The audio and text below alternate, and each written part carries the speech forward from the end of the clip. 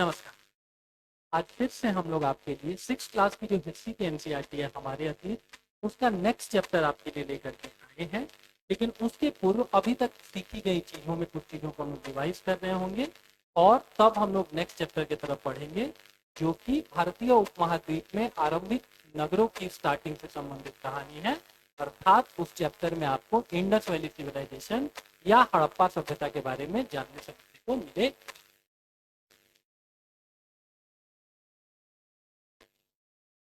अभी तक हम लोगों ने देखा है कि मेहरगढ़ कोई जगह है जो कि आधुनिक पाकिस्तान में है।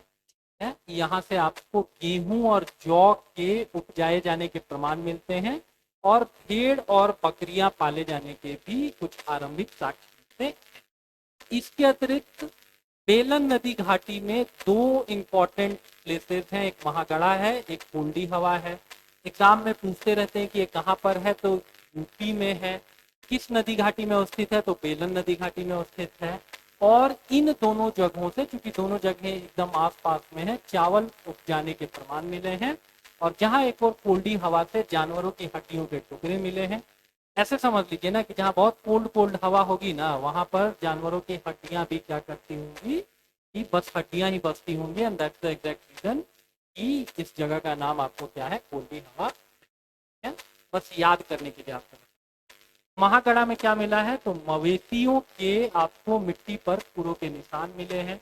उसके अतिरिक्त कश्मीर से संबंधित दो इंपॉर्टेंट स्थल, बुर्जहोम आपको पता ही है, जहां से कुत्ते के अवशेष मिले हैं। और वहीं एक दूसरी जगह भी जानेंगे, गुप्तकाल, ये भी आपको कश्मीर में ही लोकेटेड है। और यहाँ से क्या आपको देखने को मिलता है, तो गेहूं और तंग। इसके अतिरिक्त बिहार में एक स्थल है चिराग, ये नौ पाषाण का स्थल है। और एग्जैक्टली ये किस जगह पर लोकेटेड है, तो सारण या छपरा में ये आपको अवस्थित। ठीक वैसे ही एक और गांव है नौ पाषाण काल से संबंधित, वो चेचर है, जो कि एग्जैक्टली एक गांव है वैशाली जिले में। ठीक है, चेचर और वैशाली। तो ये दोनों तो कम से कम आप लोग कभी नहीं भूलेंगे, बिकॉज बीपीएससी क्या करता है कि अक्सर इन दोनों प्लेसेस के बारे में चर्चा करता है। बुर्ज होम मतलब आपको कहाँ पर है, कश्मीर में है। इसके बाद बिहार में चले आइए तो एक चिनाब जगह है, जो कि आपको छपरा या सारण में है। और उसके अतिरिक्त एक और मिलता जुलता नाम है चेचर, और ये जगह कहाँ पर अवस्थित है, तो वैशाली में। दोनों जगहों का सिग्निफिकेंस क्या है, तो इन जगहों पर नौ पाषाण काल के हमको क्या मिलते हैं, प्रमाण मिलते हैं। हल्लूर एक जगह है आधुनिक आंध्र प्रदेश में, इसको भी आप लोग एग्जामिनेशन पॉइंट ऑफ व्यू से इंपॉर्टेंट मानेंगे। फिर ये वही चीजें लिख रखी हैं जो लास्ट क्लास में हम लोगों ने देखा है।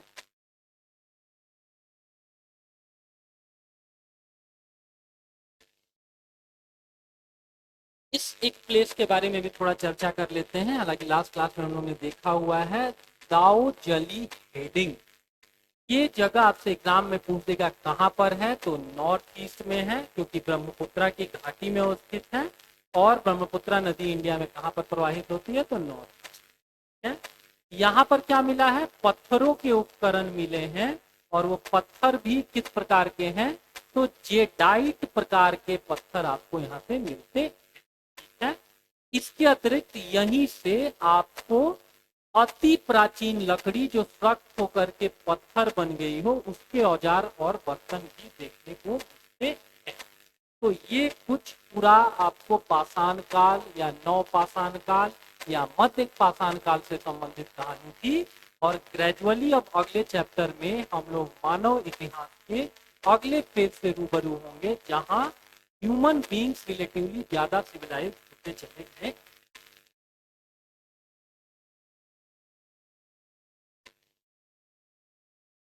देखिए, चैप्टर का नाम ही है आरंभिक नगर। और हमको आपको पता है कि पूरे भारतीय उपमहाद्वीप में सभ्यता की शुरुआत कहाँ से हुई है, तो इंडस वैली सिविलाइजेशन या हड़प्पा सभ्यता से हुई है। ठीक है, इंडस वैली नाम इसलिए बिकॉज जो आपको इंडस नदी है, सिंधु नदी है, वही और उसकी सहायक नदियों के इर्द गिर्द इस सभ्यता का विस्तार हुआ है। इसके अतिरिक्त इसको हड़प्पा इसलिए कहते हैं बिकॉज पहला पुरातात्विक स्थल जो है, जो इस पूरी सभ्यता के अंतर्गत खोजा गया, वो आपको हड़प्पा था, जिसकी खोज 21 ईस्वी में आपको किन्होंने की है, तो दयाराम साहनी ने की है। ठीक है, ये नाम भी अक्सर पूछ देते हैं, दयाराम साहनी इन्वॉल्व हैं, आपको हड़प्पा की खोज से संबंधित है ये। और राखल दास बनर्जी जो है उन्होंने मोहनजोदाड़ो की है। और ये सारी खोज किनके नेतृत्व में हुई है, तो जॉन मार्शल के नेतृत्व में हुई है। जॉन मार्शल के नेतृत्व में हुई है। और ईयर क्या था, तो ईयर हम लोगों ने नोट डाउन कर रखा है 1921, राइट। ये सारे फैक्ट्स आपको एग्जाम में कभी ना कभी पूछे हुए हैं और आने वाले समय में भी आपसे पूछे जाने की प्रबल संभावना। ठीक है, तो अब हम लोग ग्रेजुअली नेक्स्ट चीजों के ऊपर नोट करते हैं। देखिए क्या लिख रखा है कि आज से लगभग 150 साल पहले जब पंजाब में पहली बार रेलवे लाइनें बिछाई जा रही थी, तो अचानक हमको हड़प्पा पूरा स्थल मिला। क्योंकि जहां पर रेल लाइन का काम वगैरह हो रहा होगा, वहां पर क्या होगा ना कि आपको कंस्ट्रक्शन के लिए ईंटों की जरूरत होगी। और पास की ही एक जगह से आपको पकी पकाई ईंटें, पुरानी ईंटें मिल रही थी और उनको ही लोगों ने निकाल निकाल करके रेलवे लाइन बिछाने के लिए उपयोग में लाना शुरू कर दिया। आगे जा करके हमको समझ में आया कि जो ये ईंटें हम निकाल रहे हैं ना, ये कोई सामान्य ईंटें नहीं है, इनका एक प्राचीन इतिहास है और अपने आप में ये एक बहुत विशिष्ट, बहुत बड़ी सभ्यता को इंगित करते हैं। और फिर धीरे धीरे ग्रेजुअली इंडस वैली सिविलाइजेशन के बारे में खोज प्रारंभ हो गया। यहाँ ये भी ध्यान रखने वाली बात होती है, अक्सर हम लोग कंफ्यूज कर जाते हैं सभ्यता और संस्कृति के मध्य। अक्सर सभ्यता और संस्कृति को एक ही चीज समझ लिया जाता है, किंतु फिर भी दोनों एक ही सिक्के के दो पहलू होने के बावजूद भी दोनों के मध्य एक मूलभूत अंतर होता है। सभ्यता मूर्त चीजों को कहते हैं। मूर्त चीजें जैसे कि ये क्लासरूम आप देख सकते हैं, पंखा जो आप यूज कर रहे हैं, या ये जो स्क्रीन आपके पीछे है, जिन चीजों को आप अपनी इंद्रियों के द्वारा महसूस कर सकते हैं, वो सब सभ्यता का हिस्सा हुआ। और जो चीजें हमारे मानस पटल में है, हमारा जो वैचारिक सोच है हमारी, कैसे हम त्योहार मनाते हैं, समाज के विभिन्न वर्गों के बारे में क्या सोचते हैं, जो भी हमारा अमूर्त रूप है, बेसिकली इसको इंग्लिश में टेंजेबल और इनटेंजेबल कहते हैं, जिनको हम छू करके महसूस नहीं कर सकते हैं अथवा अपनी इंद्रियों के द्वारा नहीं महसूस कर सकते हैं, उनको हम संस्कृति कहते हैं। अब हड़प्पा सभ्यता से संबंधित एक इंटरेस्टिंग फैक्ट ये है कि इन लोगों की लिपि है बोस्ट्रोफेडन, जो चित्रात्मक लिपि थी। उस लिपि को अभी तक पढ़ा नहीं जा सका है और इसीलिए इन लोगों के बारे में, इनके विचारों के बारे में हम बहुत अच्छा नहीं बता सकते हैं, बहुत कोई 100% श्योरिटी के साथ नहीं बता सकते हैं। इसीलिए जहां एक और हम लोग सनातन संस्कृति या हिंदू संस्कृति शब्द इस्तेमाल में लाते हैं, वहीं दूसरी ओर हम लोग हड़प्पा सभ्यता शब्द इस्तेमाल में, संस्कृति नहीं इस्तेमाल में। क्यों? क्योंकि इन पुरातात्विक स्थलों से हमको ईंटें मिल रही हैं, मनके मिल रहे हैं, तो ये सारी चीजों के आधार पर जो मूर्त चीजें हैं हम देख सकते हैं, समझ सकते हैं, लेकिन इनका वैचारिक आपको आदान प्रदान कैसा था, ये किस तरीके के फेस्टिवल्स मनाते थे, समाज के विभिन्न वर्गों जैसे महिलाओं के बारे में, बुजुर्गों के बारे में, या कैसा शासकीय वर्ग था, बहुत एब्सोल्यूट प्योरिटी के साथ चीजों को नहीं बता सकते, राइट। तो इसीलिए हमेशा हड़प्पा या सिंधु घाटी के साथ संस्कृति शब्द नहीं इस्तेमाल में लाते हैं, हमेशा इस्तेमाल में लाए जाने वाला शब्द क्या है, तो सभ्यता। ठीक है, अब अगली लाइन में देखिए क्या लिख रखा है कि इस सभ्यता का निर्माण लगभग 4700 साल पहले हुआ था। तो 21वीं सदी अभी चल रही है और आप 2600 साल पहले और मान लीजिए, 2100 इधर एडी में और 2600 फिर बीसी में, तो दैट मीन्स कि बहुत सारी किताबों में इसका कालखंड 2500 से आपको 1750 बीसी मिल जाएगा, या 2600 और 2700 बीसी भी विभिन्न विभिन्न इतिहासकारों के की किताबों में आपको चीजें मिल जाएंगी।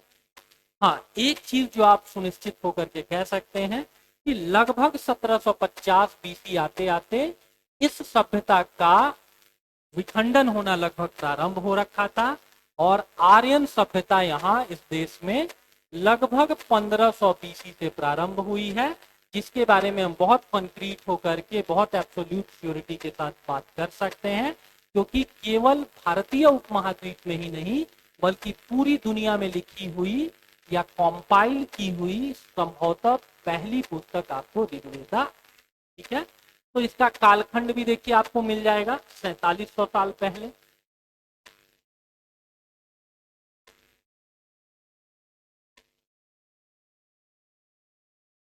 उसके अगले में देखिए क्या लिख रखा है कि ये जो नगर है ना, तो ईंटें वगैरह हमको बड़ी मात्रा में मिली, एक नगरीय सभ्यता का आभास हुआ, मल्टी स्टोरी बिल्डिंग, बहुमंजिला इमारतें मिली।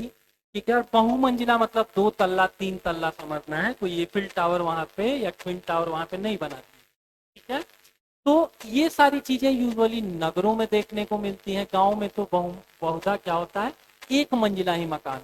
ठीक है, हालांकि अब 21वीं सदी के भारत की भी तस्वीर बदल रखी है। गांव में भी आपको 3 मंजिला 4 मंजिला 5 मंजिला मकान बहुधा दिख जाएंगे। लेकिन अगर पहले को आप कंसीडर करें तो माना जाता था कि गांव में ट्रेडिशनली आपको एक मंजिला मकान ही देखने को मिलेंगे। तो यहाँ से मल्टी स्टोरी अगर 2 मंजिला 3 मंजिला दिख रही है तो इनको हम लोगों ने नगर कहना प्रारंभ कर दिया। इसके अतिरिक्त जो सीवेज लाइन है उसकी व्यवस्था दिखी, या और भी भौतिक सुविधाएं अच्छी दिखी उस कालखंड के अनुसार, तो इसलिए इसको हम लोगों ने नगरीय सभ्यता कहना आरंभ कर दिया। कहाँ कहाँ पे ये एक्सटेंडेड है, तो आधुनिक पाकिस्तान के पंजाब और सिंध प्रांत में है, और भारत के गुजरात, राजस्थान, हरियाणा और पंजाब प्रांतों में है। ठीक है, इवन ये वेस्टर्न यूपी तक भी एक्सटेंडेड है। इस सभ्यता का जो ईस्टर्न मोस्ट पॉइंट था वो आलमगीरपुर था।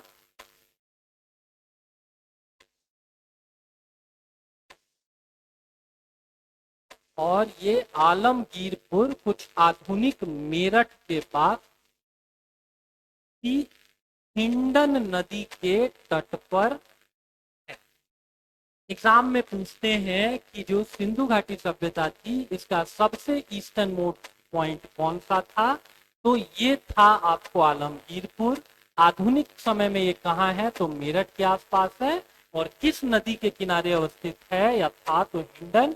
और हिंडन किसकी ट्रिब्यूटरी नदी है, किसकी सहायक नदी है, तो यमुना की एक ये छोटी सी सहायक नदी। नई एनसीईआरटी और पुरानी एनसीईआरटी की किताबों को मिला करके पढ़ेंगे तो आपका सारा का सारा सिलेबस बहुत अच्छे तरीके से कवर अप हो जाएगा, और एग्जाम में 80-90% मार्क्स आपको सीधे यहीं से मिल रहे हैं। एक्चुअली में इस पूरी सभ्यता से संबंधित लगभग 1800 स्थलों की खोज की गई है। 1800 स्थल हम आप याद नहीं रख सकते हैं, तो कौन कौन से याद रखें, विभिन्न की किताबों में आपको विभिन्न स्थल मिलेंगे, तो एनसीईआरटी में जितना दे रखा है उतना भी हम लोग पढ़ लेंगे तो 90-95% क्वेश्चन विल। ठीक है, तो आपसे पूछ देगा कि कहाँ कहाँ तक एक्सटेंडेड था, तो वो चीजें हम लोगों ने देख ली। इसके अतिरिक्त एक और इंटरेस्टिंग फैक्ट लिख रखा है कि शहर क्या था ना, जो भी इनके यहाँ नगरीय सभ्यता हमको देखने को मिलती है वो प्राय 2 या 2 से ज्यादा हिस्सों में विभाजित था। ठीक है, इसमें जो पश्चिमी हिस्सा था वो छोटा था और पूर्वी हिस्सा बहुत बड़ा था। लेकिन एक और इंटरेस्टिंग फैक्ट ये है कि पश्चिमी भाग छोटा होने के बावजूद ऊंचाई पर था और पूर्वी हिस्सा बड़ा होने के बावजूद निचले इलाके में। इससे इतिहासकारों ने किस चीज का अंदाजा लगाया कि सामाजिक विभाजन आपको हड़प्पा सभ्यता में भी विद्यमान था। ऐसा माना जाता है कि समाजों में अमीर लोग कम संख्या में होते हैं, तो देखिए ये जो पश्चिमी इलाका है ये छोटा है, और वहीं गरीब लोग बड़ी संख्या में होते हैं, तो ऐसा माना जाता था कि यहाँ के जो गरीब लोग होंगे ये पूर्वी इलाके में रहते। ठीक है, उसके अतिरिक्त धनी लोग अपनी सुरक्षा को लेकर के एक्स्ट्रा कंसर्न होते हैं। तो यहाँ पर आप देख सकते हैं कि जो पश्चिमी क्षेत्र था ये अपेक्षाकृत अधिक ऊंचाई पर था। है, या तो बाह्य आक्रमण से सुरक्षा इसका एक रीजन हो सकता है, या हो सकता है कि यहाँ पर हर साल बाढ़ आती हो और बाढ़ से बचाव के लिए आपको अपेक्षाकृत अधिक ऊंचाई पर इन चीजों को बनाया। ठीक है।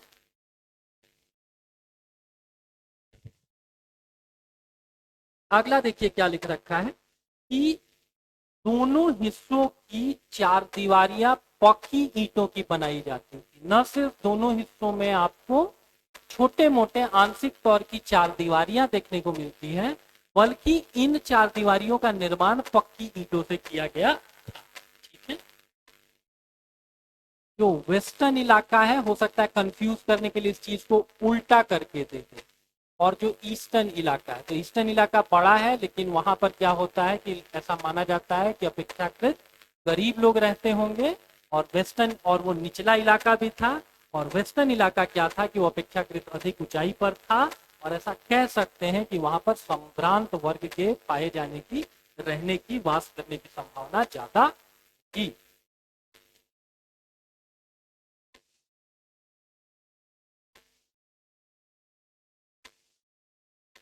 उसके अगले में आइए, भले हड़प्पा जो है पुरातात्विक स्थल सबसे पहला खोजा गया स्थल था, लेकिन जो सबसे बड़ा स्थल था इन लोगों का वो आपको मोहनजोदाड़ो था। यहीं पर हमको एक ग्रेट बाथ के भी अवशेष मिलते हैं, महान स्नानागार के अवशेष मिलते हैं, और ये तालाब पक्का तालाब था, क्योंकि इसको बनाने में ईंट और प्लास्टर का भी इस्तेमाल किया गया। ठीक है, थोड़ा इन सारी जगहों को भी देखेंगे हम लोग। मोहनजोदाड़ो है, चन्हू दड़ो है, धौलावीरा है, सुरकोतदा है। ये दोनों जगह कहाँ पर आपको है, तो ये आपको गुजरात में है। ठीक है, लोथल आपको कहाँ पर है, तो ये गुजरात में है। और ठीक वैसे ही राखीगढ़ी एक प्लेस है जो कि आपको कहाँ पर है, तो ये प्लेस आपको अवस्थित है हरियाणा में। और कालीबंगा एक प्लेस है जो कि अवस्थित है आपको कहाँ पर, तो राजस्थान। है? और हड़प्पा जो है और मोहनजोदाड़ो जो है, ये दोनों प्लेसेस आपको पाकिस्तान में अवस्थित। ठीक है,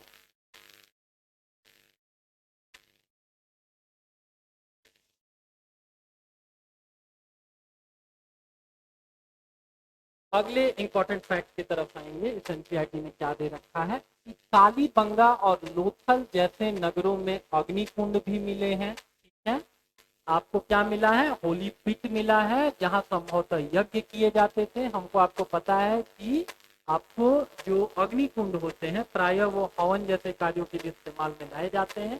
तो आपको क्या किया जाता होगा, यहाँ पे संभवतः यज्ञ किया जाता होगा। इसके अतिरिक्त हड़प्पा, मोहनजोदाड़ो और लोथल जैसे कुछ बड़े नगरों में आपको बड़े बड़े भंडार गृह भी देखने को मिलते हैं। तो इन तीन शहरों को आप विशिष्ट तौर पर याद रखेंगे। इवन मोहनजोदाड़ो का जो आपको अन्न भंडार गृह था, ग्रेनरी था, वो काफी बड़ा था।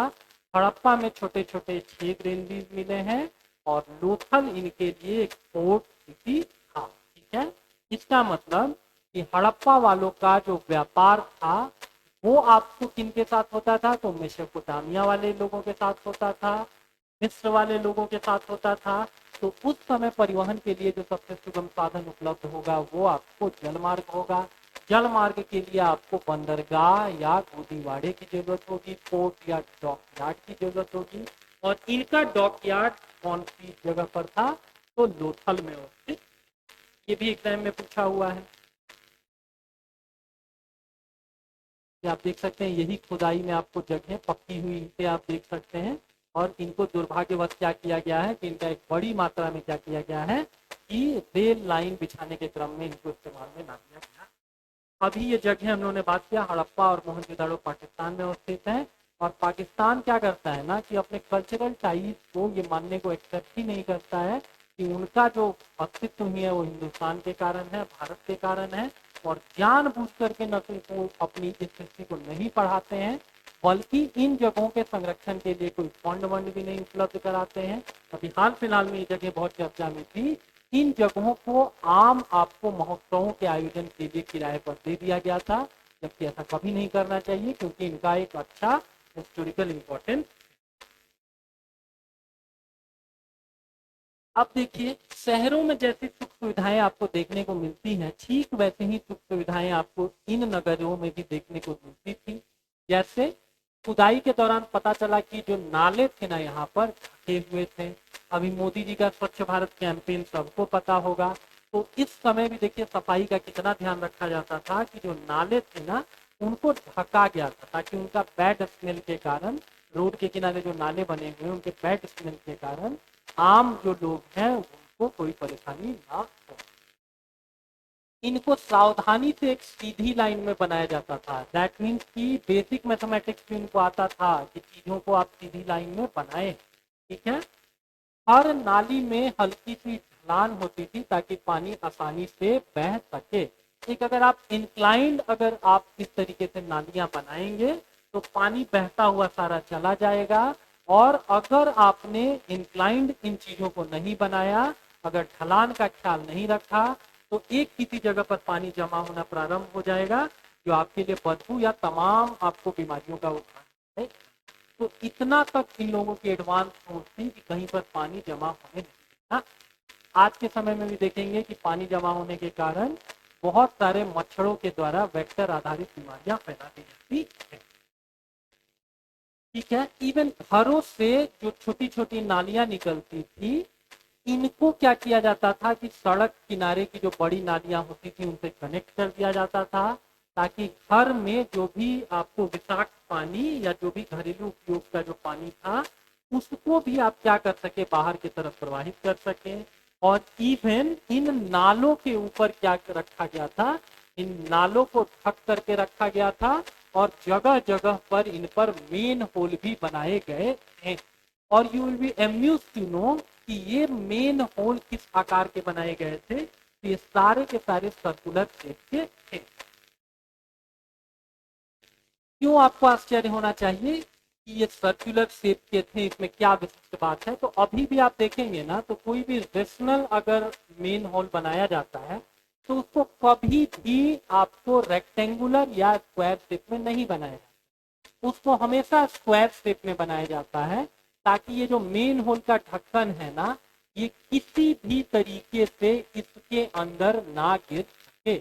जो भी मेन होल का जो भी उसकी चौड़ाई होगी, जो भी उसका रेडियस होगा, उससे थोड़ा सा ज्यादा अगर आपने बड़े साइज का उसका ढक्कन बना दिया, मेन होल का ढक्कन बना दिया, तो कभी भी ये ढक्कन आपको इस नाली में नहीं गिरेगा। लेकिन स्क्वायर और रेक्टेंगल के मामले में हम लोग ऐसा नहीं कह सकते हैं।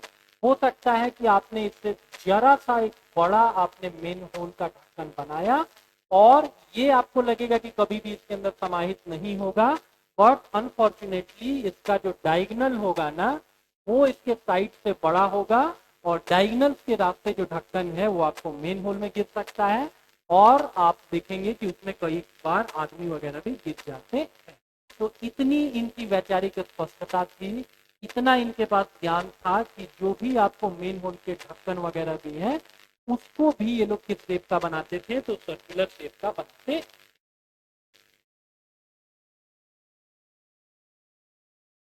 अगला देखिए, इनका नगरीय जीवन के बारे में और क्या लिख रखा है एनसीईआरटी में कि ये जो यहाँ के जो लोग थे ना, वो लिपिकों का भी इस्तेमाल करते थे। और ये लिपिक क्या काम करते थे, ये मोहरों पर तो लिखते ही थे और शायद अन्य चीजों पर भी लिखते होंगे, जिसके फिलहाल प्रमाण हमको नहीं मिले हैं। कालखंड में ये चीजों का क्या हो चुकी है, ये चीजें लोप हो चुकी। ठीक है। अब लिपिक क्या काम करते थे, ये मोहरों पर लिखते होंगे। मोहरें किस काम आती होंगी, ये प्रॉपर्टी को मार्क करने के लिए आती होंगी। अभी भी देखेंगे कि किसी जमीन को या किसी जगह को अगर गवर्नमेंट सीज करती है तो वहां पर एक मुहर लगा देती है। और उस मुहर को लगाने का मतलब ये है कि गवर्नमेंट ऑफ इंडिया आपको बता रखी है कि अब इस जगह पर भारत सरकार का कब्जा है। And that's the exact reason कि ऐसा माना जाता है कि हड़प्पा सभ्यता में भी लोग अपनी प्राइवेट प्रॉपर्टी को मार्क करने के लिए कहीं ना कहीं मोहरे इस्तेमाल में लाते थे।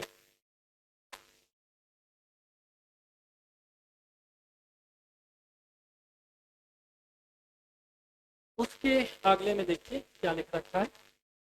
यहाँ से बड़ी संख्या में आपको बाटें भी मिलती हैं। ठीक है। बाटें किस काम में लाई जाती होंगी, तो माप तौल के काम लाई जाती होंगी। देख सकते हैं ये इमेज बना रखा है। और इनको किस पत्थर से बनाया जाता था, तो इनको चर्ट पत्थर से बनाया जाता था। एग्जाम में आपको पूछ दिया जाएगा, अभी तक ये नहीं पूछा गया है कि ये जो बाटे वगैरह बनाने का काम होता था, इसके लिए किस विशिष्ट पत्थर को इस्तेमाल में लाया जाता था। तो इसके लिए जो विशिष्ट पत्थर था वो था चर्ट। ठीक है। इसके अतिरिक्त यहाँ पर मनके वगैरह भी बड़ी मात्रा में इस्तेमाल में लाए जाते थे। और मनकों वगैरह के भी कारखाने आपको देखने को मिलते, ठीक है। और मनके किस काम आते हैं, तो ताबीज या माला वगैरह बनाने में इनको इस्तेमाल में लाया जाता, ठीक है। इसके अतिरिक्त एक महत्वपूर्ण व्यक्ति की पत्थर से बनी मूर्ति मिली है, एक महत्वपूर्ण व्यक्ति की पत्थर से बनी मूर्ति मिली है मोहनजोदाड़ो से, और इसमें उस व्यक्ति ने क्या कर रखा है, आपको कढ़ाई किया हुआ कपड़ा पहन रखा है, देख सकते हैं आप। दैट मीन्स इस चीज का भी प्रचलन उस समय में, डिजाइनर कपड़ों का भी प्रचलन उस कालखंड में आ रखा होगा। तो जितनी भी नगरीय सभ्यता के उच्च गुण हो सकते हैं, अच्छे फैशनेबल कपड़े, साफ सुथरा जीवन, पक्की हुई ईंटें, मल्टी स्टोरी बिल्डिंग, ये सब के सब आपको इंडस वैली सिविलाइजेशन में बारी बारी से देखने को मिल रही। और भी कुछ चीजें यहाँ पर देखेंगे, देखिए क्या लिख रखा है कि हड़प्पा सभ्यता के लोग पत्थर की मोहरें बनाते थे, और इन मोहरों का सामान्यतया शेप कैसा होता था, तो ये आयताकार होता था। और इन मोहरों के ऊपर किन चीजों को ड्रॉ किया जाता था, तो जानवरों को ड्रॉ किया जाता था। और लाल मिट्टी के बर्तन भी हमको आपको देखने को मिलते, ठीक है।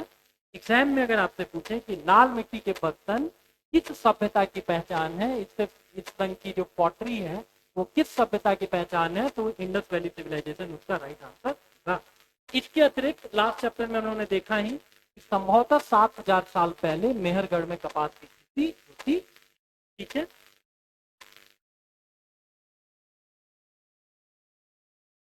कुछ एग्जामिनेशन पॉइंट ऑफ व्यू से विशेष चीजें नहीं दी गई हैं, यहाँ एक छोटी सी चीज दी गई है, उसको देखेंगे।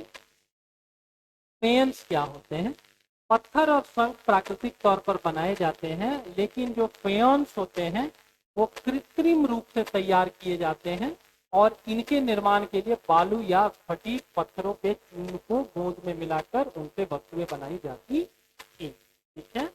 और फेयंस आगे जाके किस काम में आते हैं, तो इनसे मनके बनते हैं, चूड़ियां बनती हैं। मनके किस काम में आते हैं, तो इनसे माला बनती है, चूड़ियां, छोटे बर्तन इत्यादि भी बनाए जाते,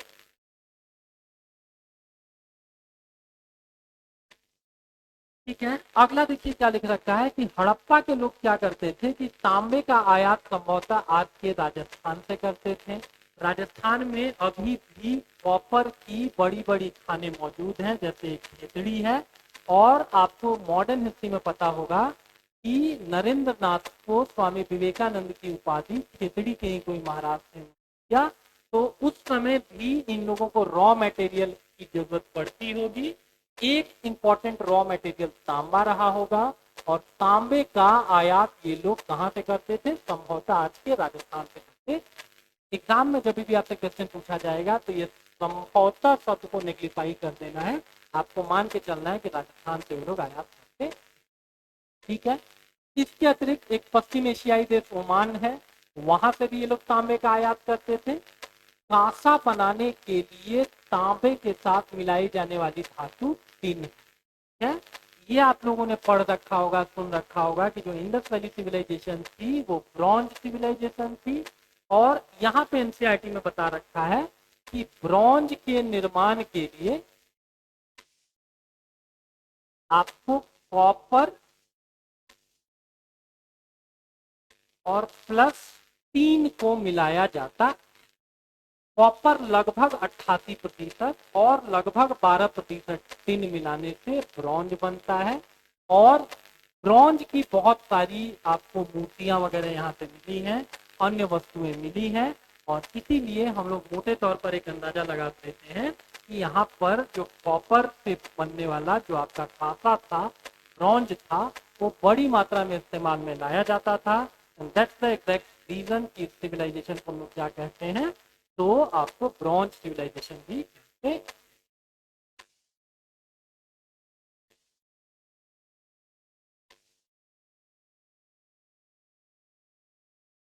ठीक है। तो अगर ये ब्रॉन्ज या कांस्यकालीन सभ्यता थी तो उसके लिए दो चीजें चाहिए होंगी। तांबा हम लोगों ने देख लिया कि राजस्थान खिचड़ी वगैरह से आ जाता होगा या फिर ओमान से आ जाता होगा।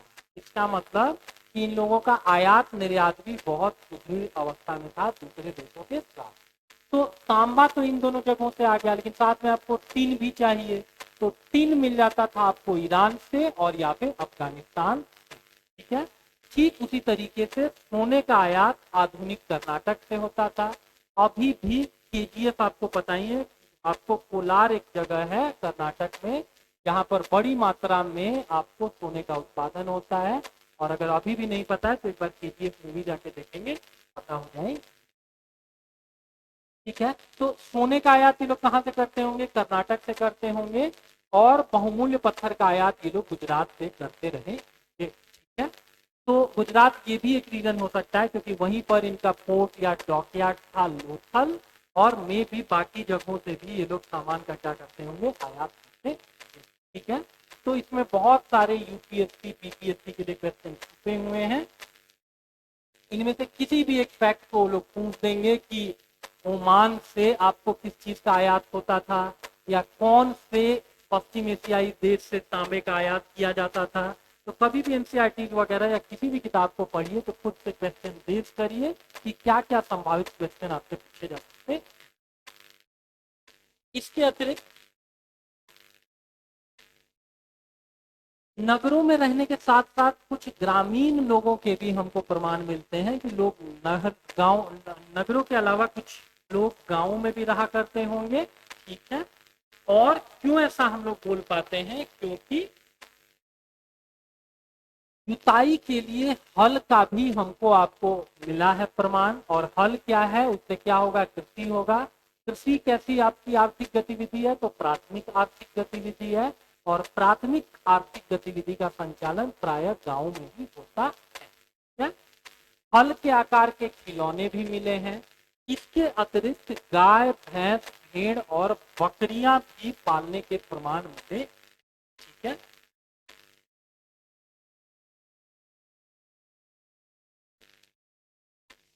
उसके अगले में देखिए, गुजरात के स्पेसिफिक लोकेशन की बात की गई है, जो लोकेशन है धौलावीरा।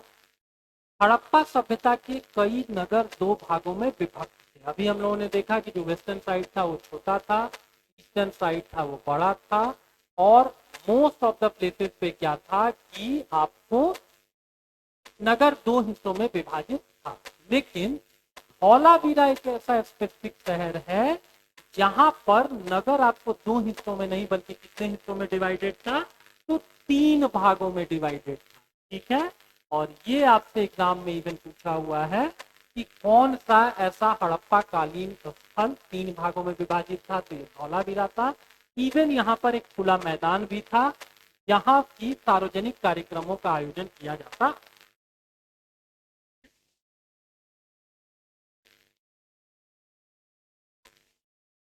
अगले में देखिए क्या लिख रखा है कि गुजरात में आपको क्या देखने को मिलता है? खंभात की खाड़ी। खंभात की खाड़ी में कौन सी आपको नदी मिलती है? तो साबरमती है। इसी नदी के किनारे अहमदाबाद अवस्थित है। तो ये ज्योग्राफी के भी कुछ फैक्ट जानेंगे। और इसी की एक उप नदी के किनारे एक शहर बसा हुआ था, लोथल। और ये कैसा शहर था? तो ये इनका पोर्ट था, बंदरगाह था। आप देख सकते हैं कि लग रहा है जैसे ये जगह जो है ये सी से कनेक्टेड है, ठीक है, या किसी बड़े जलीय स्रोत से कनेक्टेड।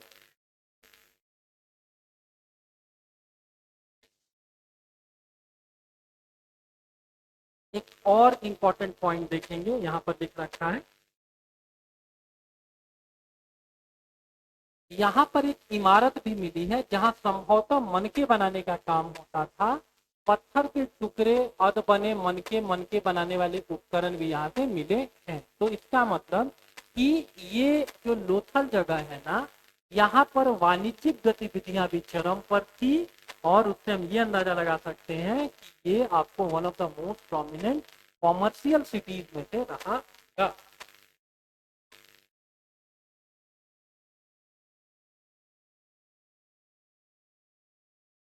सभ्यता के अंत का रहस्य। बहुत दिनों तक जो भी आपको लेफ्ट विंगर हिस्टोरियंस हैं, उन्होंने इस चीज को प्रमोट करने का प्रयास किया कि आर्यन इन्वेजन के कारण आपको इंडस वैली सिविलाइजेशन का खात्मा हुआ है। लेकिन अभी हमने देखा कि 1750 ईस्वी के आसपास इस सिविलाइजेशन का खात्मा होना प्रारंभ हो गया। इसको भी हम लोग कैसे कंक्लूड कर पाते हैं, कल हम लोगों ने रेडियो कार्बन डेटिंग के बारे में पढ़ा था, जिससे हम लोग आपको फॉसिल की उम्र का अंदाजा लगा सकते हैं। नाउ 1750 बीसी के बाद के हमको बहुत आपको इस सभ्यता से संबंधित आपको हड्डियां वगैरह नहीं मिली है, तो इससे हम लोग अंदाजा लगाते हैं कि धीरे धीरे ये प्लेसेस खत्म हो गए। और अभी थोड़ी देर पहले हम लोग बात कर रहे थे कि आर्यन प्रोमिनेंट तरीके से आए हैं इस देश में 1500 बीसी के आसपास। ऋग्वेद का जो लेखन काल है या कॉम्पाइलेशन पीरियड है वो यही माना जाता है।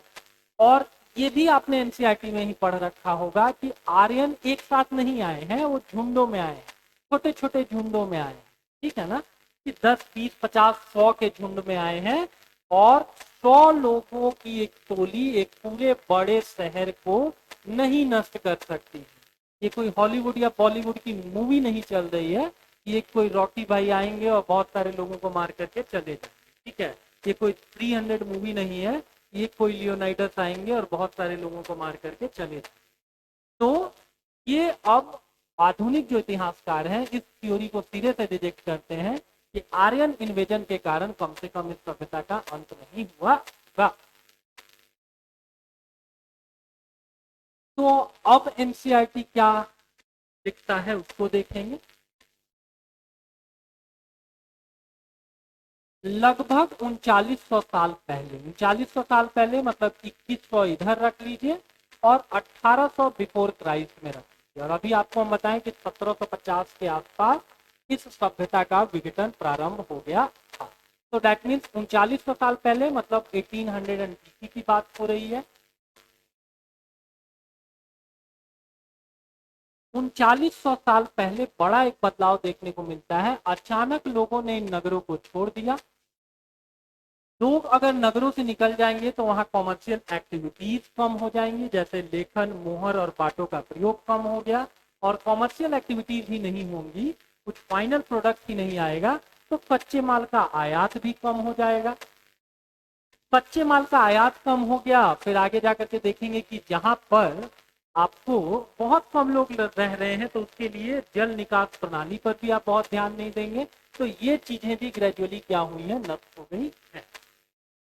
रीजन क्या क्या गिनवाए जाते हैं। ऐसा हो सकता है कि इंडस वैली सिविलाइजेशन की जो छोटी छोटी नदियां थी जिनके किनारे बहुत सारे आपको नगर बसे हुए होंगे, ये नगर सूख गए हों। एक रीजन ये हो सकता है कि जंगलों का विनाश हो गया हो, क्योंकि पक्की ईंटें बनाने के लिए उस समय कोयले तक तो उपलब्धता रही नहीं होगी। आपने बहुत सारी लकड़ी बहुत सारे जंगलों का विनाश कर दिया, क्योंकि ईंटों के लिए आपको ईंधन की जरूरत पड़ती थी। इसके अतिरिक्त हो सकता है कि मवेशियों को, चूंकि आपने पालना प्रारंभ कर दिया था, मेहरगढ़ वगैरह से ही वो कहानी शुरू हो गई थी, तो मवेशियों के पालन के लिए आपको चारागाह और घास के मैदान चाहिए। हो सकता है कि ये समाप्त हो गए हों और धीरे धीरे ग्रेजुअली आप दूसरे इलाकों की तरफ मूव ऑन कर गए। लेकिन ये बहुत कंक्लूसिव तरीके से नहीं बताया जा सकता है। एक रीजन ये भी लिख रखा है कि हो सकता है कि बाढ़ आ गई हो, कम से कम मोहनजोदाड़ो मूवी में तो यही चीज दिखाई गई है कि बाढ़ के कारण इसका अंत हुआ। लेकिन इन कारणों के बाद भी हम बहुत कंक्लूसिव नहीं कह सकते हैं कि ये एक स्पेसिफिक रीजन था जिसके कारण इस सभ्यता का विघटन हुआ। लेकिन इन कारणों से यह स्पष्ट नहीं हो पाता है कि सभी नगरों का अंत एक साथ कैसे हो जाए। ठीक है, इसके अतिरिक्त आपको इजिप्ट या मिस्र के बारे में पता ही है।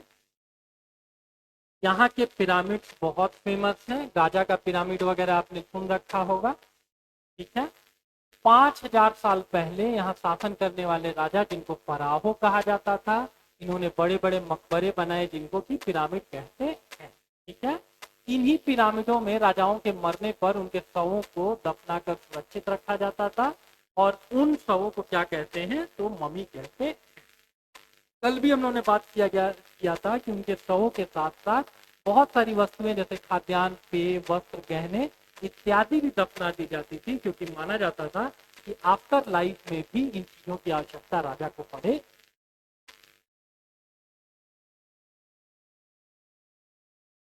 तो इतनी ही कुछ बातें इस चैप्टर में लिख रखी हैं, और इतना ही इंडस वैली सिविलाइजेशन नहीं है, राइट। इससे ज्यादा भी चीजें आपको जानने की जरूरत है, लेकिन नई वाली एनसीईआरटी से क्योंकि बहुत सारे हम लोगों ने पढ़ रखा होता है, और ये बातें वेरियस कमीशन को भी पता है, आयोगों ने भी इन चीजों को पकड़ रखा है। तो हो सकता है कि ये जो छोटे छोटे फैक्ट्स आपने देखे अभी, एक 20-25-30 मिनट का जो वीडियो आपने देखा, इसी से आपको 1-2 क्वेश्चन आने वाले कॉम्पिटिटिव एग्जाम में मिल जाए। है। ये अगर आपको हाईलाइटेड पीडीएफ चाहिए तो इसका जो लिंक है वो हम लोगों ने नीचे दिए गए टेलीग्राम चैनल में लिंक कर रखा, ठीक है। तो वहां से आप इन चीज़ों को डाउनलोड कर लेंगे, और फिर मिलते हैं अगले क्लास